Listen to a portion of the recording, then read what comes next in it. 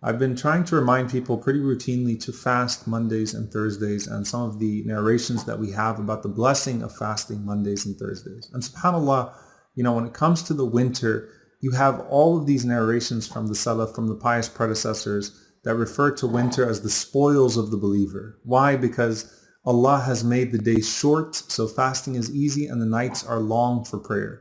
And though the days are shorter, the reward is not decreased. The days are shorter, but the reward with Allah subhanahu wa ta'ala is still just as great when we fast these days that Allah subhanahu wa ta'ala has given to us, where the sunset comes so early. Now, when you talk about fasting, typically you hear about the rewards of fasting when Ramadan comes around. But I wanted to talk about some of the rewards of fasting that we probably are either unaware of or are not as explicit, but they have such meaningful consequences in our lives. So you can go through the ones that the Prophet ﷺ mentioned that are explicit and that specifically refer to the reward in the hereafter. So for example, the Prophet ﷺ mentions that whoever fasts 3 days of the month, it's as if they have fasted the entire year. Why? Because a good deed is rewarded at the very least by 10 times 10. And so if you're fasting Ramadan and that covers 10, and you're fasting 3 days and it covers 10, then it covers the entire month. Therefore, it covers the entire year. And so it's as if you meet Allah subhanahu wa ta'ala having fasted an entire lifetime.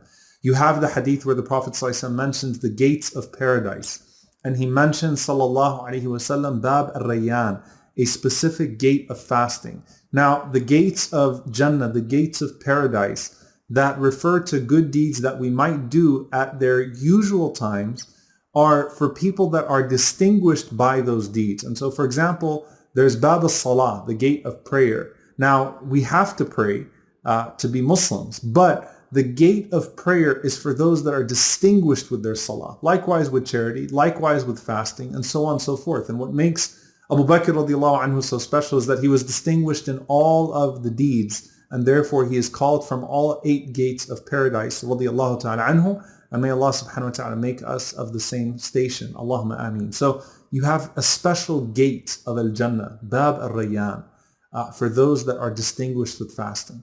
SubhanAllah, you have the hadith of the Prophet ﷺ where he mentions that whoever fasts 1 day for the sake of Allah subhanahu wa ta'ala, Allah will put between him and the hellfire the distance of a journey of 70 years. 1 day is like a lifetime of distance from the fire. May Allah subhanahu wa ta'ala protect us from it. Allahumma ameen. So you have that hadith. You have all of the hadith which talk about how fasting is distinguished in what it brings about of sincerity, where you have the hadith Qudsi that all of the deeds of the son of Adam are for him except for fasting. Fasting is for me and I reward accordingly.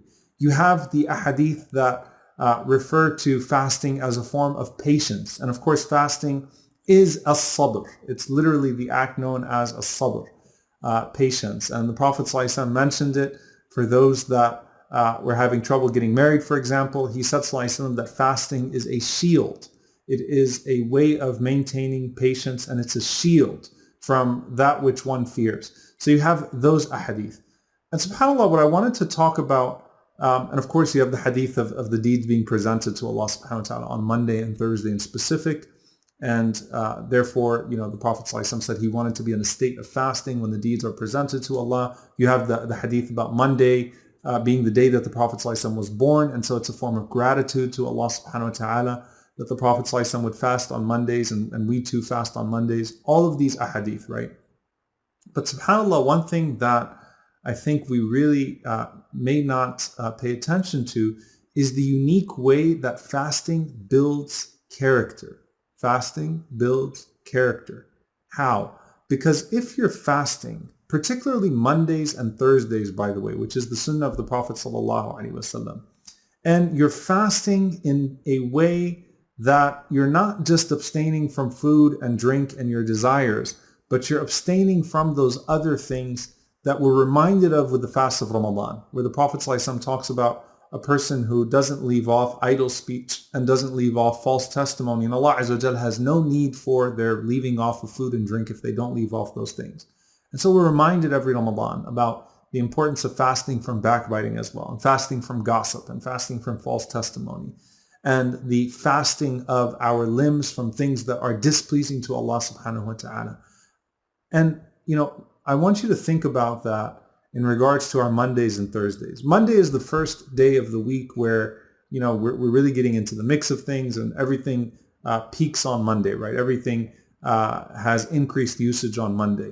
And if a person is going into the beginning of the week fasting, and they are specifically trying to fill their day with things that fill the soul and things that bring them closer to Allah subhanahu wa ta'ala, as they are starving themselves and removing themselves from food and drink and their shahawat, their desires, and in the process of that, they're also cutting down on their social media time. They're also making sure that they're very mindful about their usage of technology, that they're very conscious about what they're saying in their conversations, that they're not looking at something that is going to be displeasing. So their eyes are fasting, their ears are fasting, their tongue is fasting, their fingers are fasting, right? All of these different faculties are fasting for the sake of Allah subhanahu wa ta'ala by holding back from things that are displeasing to Him. SubhanAllah, imagine what that means for your character, for your akhlaq. If you're not just fasting on Monday and Thursday to get the reward, and it's just natural that just like people might not take their voluntary prayers, they might rush through their voluntary prayers a little bit quicker than they do their obligatory prayers. We might not take our voluntary fast as seriously as we take our fasting in Ramadan. And of course, the obligatory is more serious than the voluntary. But trying to bring about that same level of consciousness to avoid those sins that pollute the character, particularly when you're trying to keep your fasting intact. You're trying to keep your character intact as well. Imagine the implications of that for a lifetime.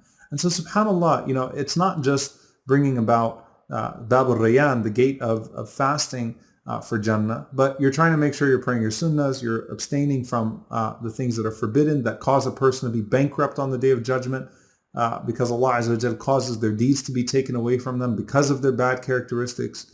You are giving sadaqah, you're giving charity during the day of fasting, so you might be opening the gate of charity for yourself as well. You might be visiting a sick person, or visiting the graveyard, or doing some of these other actions, right? Calling and checking in on people, all of that to beautify your fast, and in the process beautify your character. And you're not just getting the reward of fasting for an entire lifetime, but you could be changing your character for a lifetime, and in the process elevating yourself in the status, in the stations that would cause a person to be higher and higher and higher in Al-Jannah. And so it's not just that fasting removes a person from hellfire for a distance of a journey of 7 years. It's that most people fall into the depths of hellfire because of what their tongues pronounce, as the Prophet ﷺ mentioned, because of what the tongues harvest of slander, of gossip, of backbiting, of evil. And so you're abstaining from that too. So it could be even more, subhanAllah, than the 7 years. It's not just the gate of paradise of fasting, but it's also pushing you to the other actions that open the other gates of paradise. It's not just the reward of fasting a lifetime. It's not just the reward of your deeds being presented to Allah subhanahu wa ta'ala while you're fasting. It could be that because you're fasting, your deeds are also being presented to Allah subhanahu wa ta'ala, and you're not backbiting because you're fasting, right? And so I just wanted us to really reflect on that. And let's encourage one another. Let's encourage one another. Obviously, when it comes to voluntary good deeds, it's good for a person to keep some of it secret between them and Allah subhanahu wa ta'ala. But just like with charity, just like with the other good deeds to promote virtue, let's remind one another. And so find a fasting buddy. Find, if you have your family around you and they can fast, push them to fast. If you have some friends and you want to encourage them by saying, hey, I know people are doing Zoom iftars now. Let's do Zoom iftars together. But just remind one another, bi'idhnillahi ta'ala. And let's keep our ummah, our bleeding ummah, in our du'as. The Prophet ﷺ mentioned, and this is another benefit of fasting, that the du'a of the fasting person is accepted until they break their fast. So let's keep each other in our prayers, bi'idhnillahi ta'ala, especially while we're fasting. And the list goes on and on of the benefits of fasting. May Allah subhanahu wa ta'ala make us from al-qa'imeen, make us from those that are devout, that stand in prayer, that fast regularly, that give charity regularly, that are devoted regularly, الذَّاكِرِينَ اللَّهَ كَثِيرًا وَالذَّاكِرَاتِ, those that remember Allah subhanahu wa ta'ala frequently from the men and the women. May Allah make us of those categories that are pleasing to Him. And may Allah subhanahu wa ta'ala find us worthy to be entered by His mercy into the highest level of Jannatul Firdaus in the companionship of our Prophet sallallahu alaihi wasallam. Allahumma ameen. JazakAllah khairan. Wassalamu alaikum wa rahmatullahi wa barakatuh.